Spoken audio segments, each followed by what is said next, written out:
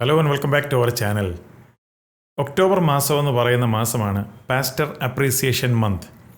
നമ്മളെ നയിക്കുകയും നമ്മളെ പഠിപ്പിക്കുകയും ആത്മീകമായി നമുക്ക് വേണ്ടി കെയർ ചെയ്യുന്ന ഇടയന്മാർ നമ്മുടെ പാസ്റ്റേഴ്സിനെ അംഗീകരിക്കുകയും പ്രത്യേകാൽ നന്ദി പറയുന്ന മാസമാണ്. നമ്മുടെ പാസ്റ്റേഴ്സ് പ്രാർത്ഥിക്കുന്നത് നമ്മൾ കാണാറുണ്ട്. ഓരോ ഞായറാഴ്ചയും പ്രസംഗിക്കുകയും അനേകരെ എൻകറേജ് ചെയ്യും, ബലപ്പെടുത്തുന്നതും ഒക്കെ നമ്മൾ കാണാറുണ്ട്.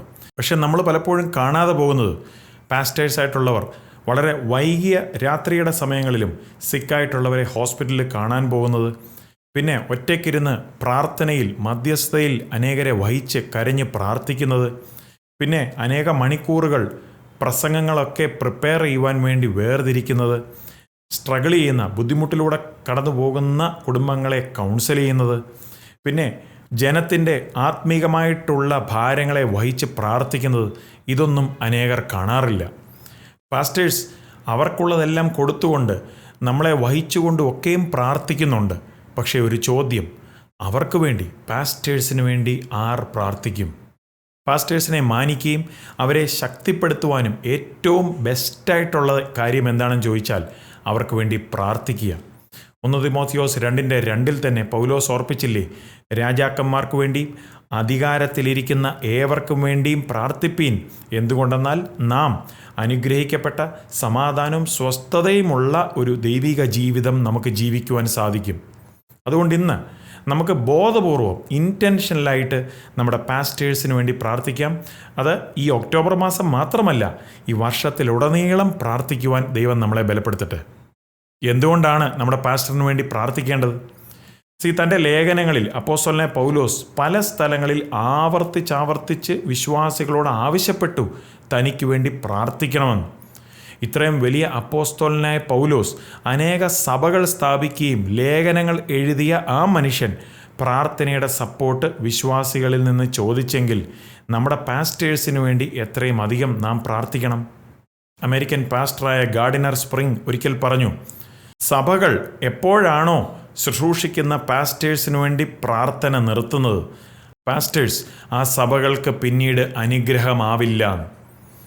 നിങ്ങളുടെ പാസ്റ്ററിന് വേണ്ടി നിങ്ങൾ പ്രാർത്ഥിക്കുമ്പോൾ ആ വ്യക്തിക്ക് വേണ്ടി മാത്രമല്ല നിങ്ങൾ ശുശ്രൂഷിക്കുന്നത്, നിങ്ങൾ അദ്ദേഹത്തിൻ്റെ കൂടെ ദൈവവേലയിൽ കൂട്ടുവേലക്കാരനാകുകയാണ്. എന്തെല്ലാം കാര്യങ്ങൾക്ക് വേണ്ടിയാണ് പ്രാർത്ഥിക്കേണ്ടത്? ഈ ഒരു ലിസ്റ്റ് നിങ്ങളെ സഹായിക്കും. 1, മനുഷ്യനെയല്ല ദൈവത്തെയാണ് നിങ്ങളുടെ പാസ്റ്റർ ഭയപ്പെടണം, അതിനുവേണ്ടി പ്രാർത്ഥിക്കണം. ഒരു പാസ്റ്റർ ദിവസേന അനേക അഭിപ്രായങ്ങളും അനേക തീരുമാനങ്ങളും ഒക്കെയും ഫേസ് ചെയ്യും. അവിടെയെല്ലാം മനുഷ്യൻ്റെ അപ്രൂവലല്ല, മറിച്ച് ദൈവത്തിൻ്റെ പരിശുദ്ധാത്മാവിൻ്റെ നടത്തിപ്പിൽ താൻ നീങ്ങണം, അതിനുവേണ്ടി പ്രാർത്ഥിക്കണം. സദൃശവാക്യങ്ങൾ 29:25 പറയുന്നത്, മനുഷ്യനെ ഭയപ്പെടുന്നത് ഒരു വലിയ കെണിയാണ്, പക്ഷേ ദൈവത്തിൽ ആശ്രയിക്കുന്നവനോ അവൻ സംരക്ഷിക്കപ്പെടും. റോമർ 11:36 പൗലോസ് ഓർപ്പിച്ചു, അവനിൽ നിന്ന് അവനിലൂടെ അവനായിട്ടല്ലോ സകല കാര്യങ്ങളും, അവന് മാത്രം, അതായത് ദൈവത്തിന് മാത്രം സകല മഹത്വവും പുകഴ്ചയുമെന്ന്. അതുകൊണ്ട് നിങ്ങളുടെ പാസ്റ്റർ മനുഷ്യരുടെ അംഗീകാരത്തിന് വേണ്ടിയല്ല, മറിച്ച് എല്ലായ്പ്പോഴും ദൈവത്തെ അനുസരിക്കണം, അതിനുവേണ്ടി പ്രാർത്ഥിക്കണം. 2, നിങ്ങളുടെ പാസ്റ്റർ പരീക്ഷകളെ അതിജീവിക്കുവാൻ വേണ്ടി പ്രാർത്ഥിക്കണം.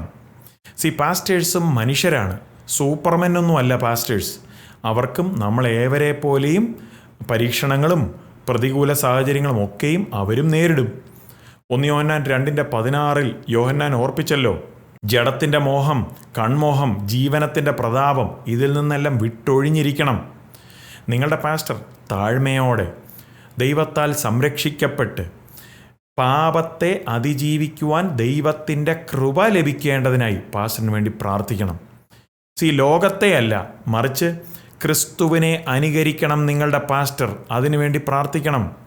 ദൈവം തന്നെ ഒളിഞ്ഞിരിക്കുന്ന കെണികളായിട്ടുള്ള അഹങ്കാരവും കമ്പാരിസൺ, അതായത് മറ്റ് പാസ്റ്ററുമായിട്ട് എല്ലാം താൻ കമ്പയർ ചെയ്യപ്പെടുന്നത്, അങ്ങനെ അതിൽ നിന്നുണ്ടാകുന്ന ഡിസ്കറേജ്മെൻറ്റ്, നിരുത്സാഹം, അതിൽ നിന്നെല്ലാം നിങ്ങളുടെ പാസ്റ്ററിനെ ദൈവം കാക്കണം, അതിനുവേണ്ടി ദൈവത്തോട് പ്രാർത്ഥിക്കണം. 3, തൻ്റെ ആത്മീക നടത്തത്തിനു വേണ്ടി പ്രാർത്ഥിക്കണം. നിങ്ങളുടെ പാസ്റ്റർ ആത്മീകമായി എപ്പോഴും ഫ്രഷായി, ഏതൊരു നിരുത്സാഹത്തിൻ്റെ സീസണിലും ദൈവത്തിൽ ബലപ്പെട്ട് ഫ്രഷായി തന്നെ ഇരിക്കേണ്ടതിനായി പ്രാർത്ഥിക്കണം. ഗലാത്യർ 6:9 പറയുന്നത്, നന്മ ചെയ്യുന്നതിൽ നിന്ന് നമ്മൾ ഒട്ടും പുറകോട്ട് ക്ഷീണിതരായി പോകരുത്. കാരണം നമ്മൾ മടുത്തു പോകാതെ അങ്ങനെ മുന്നോട്ട് പോയാൽ തക്ക സമയത്ത് നാം നല്ല ഫലം കൊയ്യും. തൻ്റെ ബലം ദിവസേന ദൈവത്തിൽ പുതുക്കി മുന്നോട്ട് പോകുവാൻ വേണ്ടി പാസ്റ്ററിന് വേണ്ടി പ്രാർത്ഥിക്കണം. ആത്മീയമായിട്ട് പറഞ്ഞു കഴിഞ്ഞാൽ പുതു എണ്ണ അതിൽ നിറഞ്ഞ് ഓരോ ദിവസവും സന്തോഷത്തിൽ ശുശ്രൂഷിക്കുവാൻ വേണ്ടി പ്രാർത്ഥിക്കണം. വീക്കായിട്ടുള്ള ആത്മീകമായി ക്ഷീണിക്കുന്ന വേളകളിലും തൻ്റെ ദൈവത്തിൽ ബലപ്പെട്ട് ശുശ്രൂഷിക്കുവാൻ വേണ്ടി പാസ്റ്ററിന് വേണ്ടി പ്രാർത്ഥിക്കണം.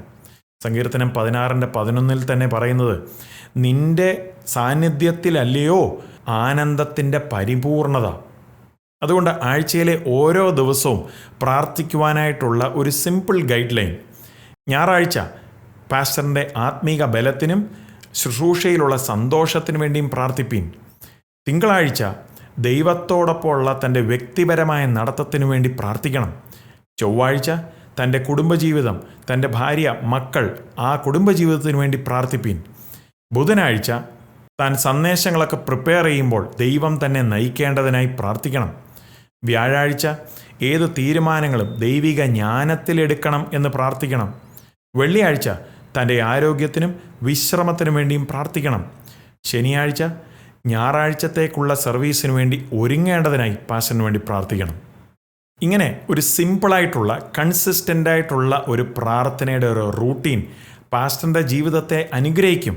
അതോടൊപ്പം ഒരു ആത്മീകമായി ശക്തനായിട്ടുള്ളൊരു പാസ്റ്റർ രൂപാന്തരപ്പെടുത്തുന്ന, സമൂഹത്തിൽ രൂപാന്തരം കൊണ്ടുവരുന്ന സഭകളെയും നയിക്കും.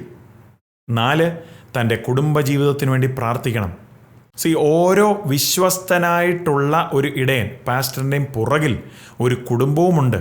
തന്നോടൊപ്പം വിലയേറിയ സമയവും പ്രൈവസിയും സുഖസൗകര്യങ്ങളും ഒക്കെ ത്യജിച്ച് തന്നോടൊപ്പം ശുശ്രൂഷയിൽ കൂട്ടായിരിക്കുന്ന ആ കുടുംബം. നിങ്ങളുടെ പാസ്റ്റർ തൻ്റെ ഭാര്യയും മക്കളെയും സ്നേഹിക്കുകയും തൻ്റെ കുടുംബജീവിതത്തിന് മുൻതൂക്കം കൊടുക്കണം. അങ്ങനെ തന്നെ പ്രാർത്ഥിക്കണം. 1 തിമോത്തിയോസ് 3:4-5 വാക്യങ്ങളിൽ അപ്പോസ്തലനായ പൗലോസ് ഓർപ്പിച്ചല്ലോ, ഒരു പാസ്റ്റർ തൻ്റെ കുടുംബത്തെ നന്നായി നോക്കണം, ഇല്ല എങ്കിൽ എങ്ങനെയാണ് സഭയെ നോക്കുന്നതെന്ന്. തൻ്റെ കുടുംബത്തിന് വേണ്ടി ക്വാളിറ്റി ടൈമും എനർജിയും പാസ്റ്റർ കൊടുക്കണം. ആ രീതിയിൽ പ്രാർത്ഥിക്കണം. എൽഡേഴ്സും, അതായത് സഭയിലെ മൂപ്പന്മാരും നേതൃത്വവും ലീഡേഴ്സും പിന്നെ സഭാവിശ്വാസികളും ആ ബാലൻസ് പാസ്റ്ററിൻ്റെ ജീവിതത്തിൽ കൊണ്ടുവരണം എന്ന വിധത്തിൽ തന്നെ സപ്പോർട്ട് ചെയ്യുകയും പ്രാർത്ഥിക്കുകയും വേണം. തൻ്റെ വിവാഹ ജീവിതം ബലപ്പെടുകയും തൻ്റെ കുടുംബജീവിതം സമാധാനത്തിലും സന്തോഷത്തിലും നിറഞ്ഞ് അനുഗ്രഹിക്കപ്പെട്ടിരിക്കണം എന്ന വിധത്തിൽ തന്നെ പ്രാർത്ഥിക്കണം. 5, പാസ്റ്റർ സഭയെ സ്നേഹിക്കണം. അതിങ്ങനെ തന്നെ പ്രാർത്ഥിക്കണം. പാസ്റ്ററൽ ജോലി എന്ന് പറഞ്ഞാൽ ആളുകളുമായി ഇടപെടുന്ന ജോലിയാണ്. ആൻഡ് സംടൈംസ് അത് ചലഞ്ചിങ്, ബുദ്ധിമുട്ടുള്ളതാണ്. കാരണം ആളുകളുടെ ഭാഗത്തു നിന്ന് ചിലപ്പോൾ വിഷമങ്ങൾ നേരിടാം. സഭയിലുള്ള വിശ്വാസികളെ ക്ഷമയോടെ, കമ്പാഷനോടുകൂടി പാസ്റ്റർ ട്രീറ്റ് ചെയ്യേണ്ടതിനായി അദ്ദേഹത്തിന് വേണ്ടി പ്രാർത്ഥിക്കണം.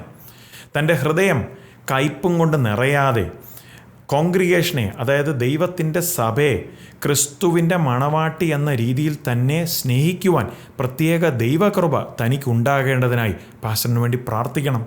ആളുകളുടെ ജീവിതത്തിൽ തക്ക സമയത്ത് ദൈവത്തിൻ്റെ വചനം ഫലം കായ്ക്കും എന്ന വിശ്വാസം തനിക്കുണ്ടാകണം. അങ്ങനെ തന്നെ തനിക്ക് വേണ്ടി പ്രാർത്ഥിക്കണം. അതിപ്പോൾ വളർച്ച ഇപ്പോൾ സ്ലോ ആയിട്ട് തോന്നുമെങ്കിലും തക്ക സമയത്ത് ദൈവം വളർച്ച കൊണ്ടുവരും എന്ന ആ ഒരു വിശ്വാസം തന്നിൽ വർദ്ധിക്കുകയാണ്. അതിനുവേണ്ടി പാസ്റ്ററിന് വേണ്ടി പ്രാർത്ഥിക്കണം. 6, ദൈവിക ജ്ഞാനവും ദൈവിക ഭക്തിയിലും പാസ്റ്റർ വളരണം. അതിനുവേണ്ടിയും പ്രാർത്ഥിക്കണം. പാസ്റ്റേഴ്സിനെ വിളിച്ചിരിക്കുന്നത് തന്നെ വിശ്വാസികൾക്ക് നല്ലൊരു മാതൃകയായിരിക്കുവാൻ വേണ്ടിയാണ്. ക്രിസ്തുവിനെ നല്ല രീതിയിൽ പ്രതിപാദിക്കുന്ന ഒരു വ്യക്തിയായിരിക്കണം നിങ്ങളുടെ പാസ്റ്റർ.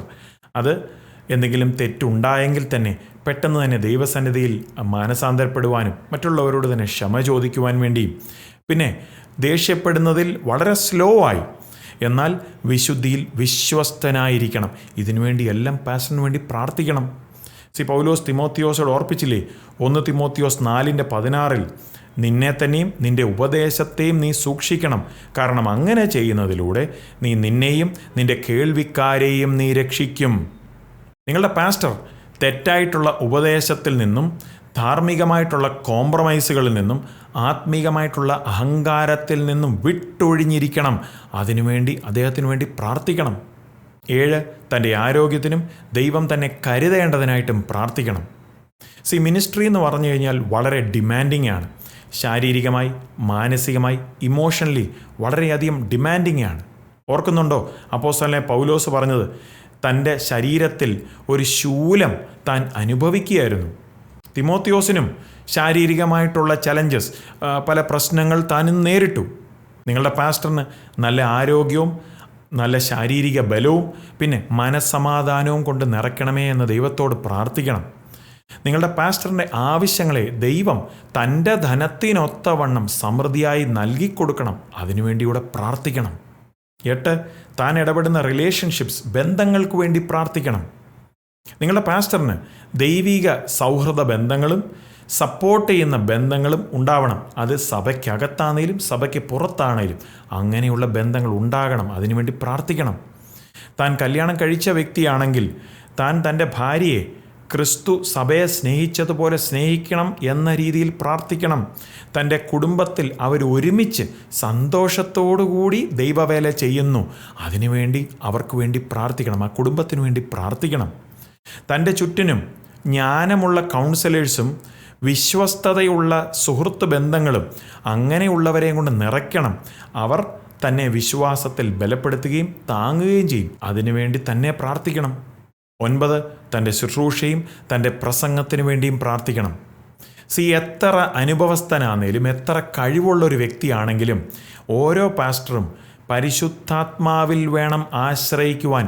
എങ്കിൽ മാത്രമേ നിലനിൽക്കുന്ന ഫലം തന്നിൽ നിന്നുണ്ടാവുകയുള്ളൂ. താൻ വചനം പഠിക്കുകയും സന്ദേശങ്ങളൊക്കെ പ്രിപ്പയർ ചെയ്യുമ്പോൾ ദൈവിക അഭിഷേകം തൻ്റെ മേൽ ഉണ്ടാകണം എന്ന് പ്രാർത്ഥിക്കണം. താൻ പ്രസംഗിക്കുന്നത് മറ്റുള്ളവരിലേക്ക് ശക്തിയോടുകൂടി, ദൈവശക്തിയോടുകൂടി പുറപ്പെടണം. അതിനുവേണ്ടി പ്രാർത്ഥിക്കണം. ഓരോ സന്ദേശവും കേൾവിക്കാരിൽ പരിശുദ്ധാത്മാവിനാൽ പാപത്തെക്കുറിച്ചുള്ള കുറ്റബോധവും പിന്നെ ആശ്വാസവും രൂപാന്തരവും എല്ലാം കേൾവിക്കാരിൽ ഉണ്ടാകണം. അതിനുവേണ്ടി എല്ലാം പ്രാർത്ഥിക്കണം. 10, തൻ്റെ സംരക്ഷണത്തിനു വേണ്ടി പ്രാർത്ഥിക്കണം. പാസ്റ്റേഴ്സ് ആത്മീക യുദ്ധത്തിൻ്റെ ഏറ്റവും മുൻനിരയിൽ നിൽക്കുന്നവരാ. പിശാച് അവരെ നിരുത്സാഹപ്പെടുത്തുവാനും അവരെ പരീക്ഷണങ്ങളും അവരെ കുറ്റം പറച്ചിലും അങ്ങനെ കൊണ്ടൊക്കെ നിറച്ച് അവരെ ഡിസ്കറേജ് ചെയ്യുവാൻ, നിരുത്സാഹപ്പെടുത്തുവാൻ പരമാവധി ശ്രമിക്കും. ശത്രുവിനറിയാം ഇടയനെ എങ്ങനെയെങ്കിലും ഒതുക്കിയാൽ നയിക്കപ്പെടുന്ന ആടുകൾ, അതായത് നമ്മൾ ആത്മീയമായിട്ട് പറഞ്ഞു കഴിഞ്ഞാൽ വിശ്വാസികൾ പല വഴിക്ക് ചിതറിപ്പോവും. അതുകൊണ്ട് പ്രാർത്ഥിക്കണം. പാസ്റ്ററിനെതിരെ ഉയരുന്ന ഒരു ആയുധവും ഫലിക്കയില്ല. ദൈവം പാസ്റ്ററിനെ സകല തിന്മയിൽ നിന്ന് കാത്തു സൂക്ഷിക്കണം. അതിനുവേണ്ടി പ്രാർത്ഥിക്കണം. നിങ്ങളുടെ പ്രാർത്ഥന പാസ്റ്ററിൻ്റെ ജീവിതത്തിൻ്റെയും പാസ്റ്ററിൻ്റെ ശുശ്രൂഷയുടെയും പാസ്റ്ററിൻ്റെ കുടുംബത്തിൻ്റെയും എല്ലാം ചുറ്റും ഒരു കവചമായി പ്രവർത്തിക്കും. 11, തൻ്റെ ദർശനവും ആത്മീക വിവേചനത്തിനു വേണ്ടി പ്രാർത്ഥിക്കണം. ഒരു പാസ്റ്ററിന് ദൈവത്തിൽ നിന്ന് കേൾക്കണം, എന്നിട്ട് ദൈവത്തിൽ നിന്ന് പ്രാപിക്കുന്ന ധൈര്യത്തിൽ നിന്ന് അനുസരിക്കണം. ദൈവത്തെ തൻ്റെ പൂർണ്ണ ഹൃദയത്തിൽ ആശ്രയിക്കണം, അല്ലാതെ തൻ്റെ സ്വന്തം ബുദ്ധിയിൽ ഊന്നരുത്. നിങ്ങളുടെ സഭയെക്കുറിച്ചുള്ള ഡയറക്ഷൻ, എങ്ങോട്ടാണ് ഇനി സഭ നീങ്ങേണ്ടത്, എന്താണ് ചെയ്യേണ്ടതെന്നുള്ള നടത്തിപ്പ് ദൈവം നിങ്ങളുടെ പാസ്റ്ററിന് കാണിക്കണം. അതിനുവേണ്ടി പ്രാർത്ഥിക്കണം. ആൻഡ് ആ വിശ്വാസത്തിൽ ആ സഭയെ ദൈവത്തിൽ നിന്നുള്ള ആ ബലത്തിൽ നിന്ന് നയിക്കുവാനും നടത്തുവാനും താഴ്മയോടുകൂടി വിശ്വാസികളെ നയിക്കുവാനും ഒക്കെയുള്ള കൃപയ്ക്കായി ദൈവത്തോട് പ്രാർത്ഥിക്കണം. 12, ചർച്ചിൻ്റെ ലീഡർഷിപ്പിൽ യൂണിറ്റി, ഐകമത്യത്തിനു വേണ്ടി പ്രാർത്ഥിക്കണം. നിങ്ങളുടെ പാസ്റ്ററും ലീഡർഷിപ്പ് ടീമും തമ്മിൽ ഒരുമയോടെ നടക്കണം. താഴ്മയോടെ, സമാധാനത്തോടെ, ഒരേ ദർശനത്തിൽ വേണം അവർ മുന്നോട്ട് നീങ്ങുവാൻ. അതിനുവേണ്ടി പ്രാർത്ഥിക്കണം. സങ്കീർത്തനം 133:1 പറയുന്നത്, എത്രയോ മനോഹരമാണ് ദൈവത്തിൻ്റെ ജനം ഐകമത്യത്തിൽ ഒരുമിച്ച് മുന്നോട്ട് പോകുന്നത്. ഐകമത്യത്തിലുള്ള നേതൃത്വം അത് ക്രിസ്തുവിൻ്റെ ശരീരമാകുന്ന സഭയെ വളരെയധികം ബലപ്പെടുത്തുന്നു. 13, തൻ്റെ ശുശ്രൂഷയിൽ ഫ്രൂട്ട്ഫുൾനെസ്, ഫലമുണ്ടാകേണ്ടതിനായി പ്രാർത്ഥിക്കണം. താൻ പ്രസംഗിക്കുന്ന സന്ദേശങ്ങളിലൂടെ, തൻ്റെ പ്രാർത്ഥനയിലൂടെ, തൻ്റെ ആ സേവനത്തിലൂടെ എല്ലാം ലാസ്റ്റിംഗ് ഫ്രൂട്ട്, നിലനിൽക്കുന്ന ഫലമുണ്ടാകണം എന്നതിനു വേണ്ടി പ്രാർത്ഥിക്കണം. യേശു തന്നെ യോഹന്നാൻ 15:16 പറഞ്ഞത്, നിങ്ങൾ എന്നെ തിരഞ്ഞെടുത്തില്ല, ഞാനാണ് നിങ്ങളെ തിരഞ്ഞെടുത്തത്. എന്തിനാണ്? നിങ്ങൾ ഫലം കായ്ക്കണം, നിലനിൽക്കുന്ന ഫലം നിങ്ങളിൽ നിന്ന് ഉണ്ടാകണം. നിങ്ങളുടെ പാസ്റ്ററിൻ്റെ പ്രവർത്തനങ്ങൾ എറ്റേണലി നിത്യതയിൽ ഇമ്പാക്റ്റ് ഉണ്ടാക്കുന്ന നിലനിൽക്കുന്ന പ്രവർത്തനങ്ങൾ ആയിരിക്കണം. അതിനുവേണ്ടി പ്രാർത്ഥിക്കണം. 14, തനിക്ക് വിശ്രമവും റിന്യൂവലിനു വേണ്ടിയും ദൈവത്തോട് പ്രാർത്ഥിക്കണം. ചിലർ കരുതുന്നത് പാസ്റ്ററൽ ശുശ്രൂഷ എന്ന് പറഞ്ഞാൽ 24 മണിക്കൂർ 7 ദിവസമുള്ളൊരു ജോലിയാണ്. പക്ഷേ പാസ്റ്റേഴ്സിനും ഒരു റെസ്റ്റ് ടൈം, ഒരു വിശ്രമ സമയവും ഒരു പേഴ്സണൽ ടൈമൊക്കെ വേണ്ടേ? യേശു പോലും ഒരു ദിവസത്തെ വളരെയധികം ബിസി ആയിട്ടുള്ള ആക്ടിവിറ്റി, തൻ്റെ ശുശ്രൂഷയെല്ലാം കഴിഞ്ഞ് താൻ ഒറ്റയ്ക്ക് ഏകമായിട്ടുള്ള ഓരോ സ്ഥലങ്ങളിലേക്ക് താൻ പോയി. എന്തിനാണ്? പ്രാർത്ഥിക്കുവാൻ. നിങ്ങളുടെ പാസ്റ്ററിനും പേഴ്സണലായിട്ടുള്ള കുറച്ച് സമയം വിശ്രമത്തിനും റിന്യൂവൽ, അതായത് കർത്താവിൽ വീണ്ടും ബലപ്പെടുവാനും, അത് മറ്റ് പ്രഷറൊന്നും കൊടുക്കാതെ, സഭയിൽ നിന്ന് മറ്റ് പ്രഷറൊന്നും തനിക്ക് കൊടുക്കാതെ അപ്രകാരമുള്ളൊരു സമയം തനിക്ക് ലഭിക്കേണ്ടതിനായി ദൈവത്തോട് പ്രാർത്ഥിക്കണം. തൻ്റെ ദേഹിയെ കർത്താവിൽ പുതുക്കുവാനും തൻ്റെ ആ സന്തോഷമൊക്കെ കർത്താവിൽ വീണ്ടും വർദ്ധിക്കുവാനും, അങ്ങനെ തൻ്റെ ബലം കർത്താവിൽ ബലപ്പെട്ട് വീണ്ടും അഭിഷേകത്തിൻ്റെ നിറവിൽ ശുശ്രൂഷിക്കേണ്ടതിനായി പാസ്റ്ററിന് വേണ്ടി പ്രാർത്ഥിക്കണം. 15, കർത്താവിൽ താഴ്മയുള്ളവനായിരിക്കാനും കർത്താവിൽ ആശ്രയിച്ച് മുന്നോട്ട് നീങ്ങുവാനും പാസ്റ്ററിന് വേണ്ടി പ്രാർത്ഥിക്കണം. നിങ്ങളുടെ പാസ്റ്റർ കർത്താവിൽ താണിരിക്കുവാനും ദൈവത്തിൻ്റെ കൃപയിൽ ആശ്രയിച്ചിരിക്കുവാനും അങ്ങനെ മുന്നോട്ട് പോകണം. അല്ലാതെ സ്വന്തം ബലത്തിലായിരിക്കരുത് ഊന്നുന്നത്. യാക്കോബ് 4:6 തന്നെ ഓർപ്പിക്കുന്നത്, ദൈവം നിഗളികളോട് എതിർത്ത് നിൽക്കുന്നു, പക്ഷേ താഴ്മയുള്ളവർക്ക് ദൈവം കൃപ നൽകുന്നു. താഴ്മയുള്ള ഒരു പാസ്റ്റർ ശക്തനായിട്ടുള്ളൊരു പാസ്റ്റർ ആയിരിക്കും. അങ്ങനെയുള്ള ഒരു വ്യക്തി ക്രിസ്തുവിൻ്റെ ഹൃദയത്തെയും ക്രിസ്തുവിൻ്റെ മനസ്സിനെയും ഏത് സീസണിലും പ്രതിപാദിക്കും. അപ്പോൾ പ്രിയമുള്ളവരെ, നിങ്ങളുടെ പാസ്റ്റർ ദൈവത്തിൽ നിന്നുള്ളൊരു ദാനമാണ്. താനൊരു വലിയ ലോഡാണ് വഹിച്ചുകൊണ്ട് പോകുന്നത്. പഠിപ്പിക്കണം, നയിക്കണം, പ്രസംഗിക്കണം, കൗൺസിൽ ചെയ്യണം, അനേകരെ മധ്യസ്ഥതയിൽ വഹിച്ച് പ്രാർത്ഥിക്കണം. ആൻഡ് ചിലപ്പോൾ ആരും കാണാതെ ഒറ്റയ്ക്ക് ചില ആത്മീക യുദ്ധങ്ങൾ ഫൈറ്റ് ചെയ്യുകയും വേണം. നിങ്ങളുടെ പാസ്റ്ററിന് വേണ്ടി നിങ്ങൾ പ്രാർത്ഥിക്കുമ്പോൾ നിങ്ങൾ ഒരു വ്യക്തിയെ മാത്രമല്ല അനുഗ്രഹിക്കുന്നത്, പകരം നിങ്ങളുടെ സഭയെ മുഴുവനുമായും ബലപ്പെടുത്തുകയാണ്. ഗലാത്യർ 6:6 തന്നെ അപ്പോസ്തലനായ പൗലോസ് പറഞ്ഞു, ആരാണോ വചനത്തിൽ പഠിപ്പിക്കപ്പെടുന്നത് അവരെ പഠിപ്പിക്കുന്നവരുമായി നല്ല കാര്യങ്ങളിൽ സകലത്തിലും ഷെയർ ചെയ്യണമെന്ന്. പ്രാർത്ഥിക്കുന്ന സഭ ആത്മീകമായി ശക്തരായിട്ടുള്ള പാസ്റ്റേഴ്സിനെ ഉയർത്തുന്നു. അങ്ങനെ ശക്തരായിട്ടുള്ള പാസ്റ്റേഴ്സ് ത്രൈവിംഗ് ആയിട്ടുള്ള, തഴച്ചു വളരുന്ന, ആത്മനടത്തിപ്പുള്ള, ആത്മാവിൻ്റെ ആ പ്രവൃത്തിയെല്ലാം ഇറങ്ങി പ്രവർത്തിക്കുന്ന സൊസൈറ്റി, അതായത് സമൂഹത്തെ രൂപാന്തരപ്പെടുത്തുന്ന സഭകളെ നയിക്കും. അതുകൊണ്ട് നമുക്ക് നമ്മുടെ ലീഡേഴ്സ്, പാസ്റ്റേഴ്സിനെ കുറ്റം പറച്ചിൽ കൊണ്ട് നിറക്കിയല്ല, പകരം പ്രാർത്ഥനയിൽ ദൈവസന്നിധിയിൽ വഹിക്കാമല്ലോ. നിങ്ങളുടെ പാസ്റ്ററിനെയും തൻ്റെ കുടുംബത്തിന് വേണ്ടി ഒന്ന് പ്രാർത്ഥിക്കാമോ? അവരെ സ്നേഹം കൊണ്ടും പ്രോത്സാഹനം കൊണ്ടും നിറയ്ക്കാമോ? അങ്ങനെ നിങ്ങളൊന്ന് ചെയ്യുമോ? അങ്ങനെയെങ്കിൽ നിങ്ങൾക്ക് താഴെ ഒന്ന് കമൻറ്റ് ചെയ്യാമോ? ആൻഡ് മറ്റുള്ളവർക്കും കൂടെ ഈ വീഡിയോ നിങ്ങൾ ഷെയർ ചെയ്യുക. ഇത് മറ്റുള്ളവരും കൂടെ ചെയ്യുകയും അവരുടെ പാസ്റ്റേഴ്സിന് വേണ്ടി അവർ പ്രാർത്ഥിക്കാനൂടെ ഇടയായി തീരട്ടെ. നമുക്ക് ഒരു പ്രെയർ കൾച്ചർ, നമുക്കൊരു അപ്രീസിയേഷൻ കൾച്ചർ, പാസ്റ്റേഴ്സിനെ അവരെ വഹിച്ച് പ്രാർത്ഥിക്കുവാനും അവരെ ബലപ്പെടുത്തുന്ന ഒരു കൾച്ചർ നമ്മുടെ പള്ളികളിലൊക്കെയും വളരട്ടെ. കാരണം നമ്മുടെ പാസ്റ്റേഴ്സിനെ നമ്മൾ പ്രാർത്ഥനയിൽ, നമ്മൾ ദൈവസന്നിധിയിൽ ഉയർത്തുമ്പോൾ നാം ക്രിസ്തുവിൻ്റെ ശരീരത്തെയാണ് ദൈവസന്നിധിയിൽ ഉയർത്തുന്നത്. God bless you and God bless your pastor also. പിതാവേ, ഞങ്ങൾക്ക് തന്നിരിക്കുന്ന പാസ്റ്റേഴ്സിനായി നന്ദി പറയുന്നു. അവരുടെ സ്നേഹം, അവരുടെ ത്യാഗം, അവരുടെ ആ സേവനം, അതിനായിട്ടെല്ലാം നന്ദി പറയുന്നു. അവരുടെ ആ കോളിങ്ങിൽ അവരെ ബലപ്പെടുത്തണമേ. അവരെ പിശാചിൻ്റെ എല്ലാവിധ അറ്റാക്കിൽ നിന്നും അവരെ സംരക്ഷിച്ചുകൊള്ളണമേ. അവർക്ക് ആവശ്യമുള്ളതെല്ലാം അങ്ങയുടെ ധനത്തിനൊത്തവണ്ണം നൽകിക്കൊള്ളണമേ. അങ്ങയുടെ പരിശുദ്ധാത്മാവിനാൽ അവരെ ബലപ്പെടുത്തണമേ എന്നും കൂടെ പ്രാർത്ഥിക്കുന്നു. ഞങ്ങൾ അവരെ കൈത്താങ്ങുകയും അവരെ പ്രാർത്ഥനയിൽ സപ്പോർട്ട് ചെയ്യുകയും അവരെ ബലപ്പെടുത്താനും സഭയിലുള്ള എല്ലാ വിശ്വാസികളെയും ബലപ്പെടുത്തണമേ എന്ന് പ്രാർത്ഥിക്കുന്നു. പ്രാർത്ഥന കേട്ടതുകൊണ്ട് നന്ദി. യേശുവിൻ്റെ നാമത്തിൽ തന്നെ ആമേൻ. നിങ്ങൾക്ക് ഈ സന്ദേശം ഒരു അനുഗ്രഹമാകുന്നെങ്കിൽ ലൈക്ക് ചെയ്യാൻ മറക്കരുത്. നിങ്ങൾ സബ്സ്ക്രൈബ് ചെയ്തിട്ടില്ല എങ്കിൽ സബ്സ്ക്രൈബ് ചെയ്യാനും ചേർന്ന് കാണുന്ന ബെൽ ഐക്കണും പ്രസ് ചെയ്ത് സബ്സ്ക്രൈബ് ആവുമെങ്കിൽ നിങ്ങൾക്ക് ഇപ്രകാരമുള്ള അപ്ഡേറ്റുകളും ബൈബിൾ സ്റ്റഡി സെഷനുകളും എല്ലാം ഇതേ ചാനലിൽ എപ്പോഴൊക്കെ അപ്ലോഡ് ആകുമോ നിങ്ങൾക്കത് നോട്ടിഫിക്കേഷനായി ലഭിക്കുന്നതായിരിക്കും.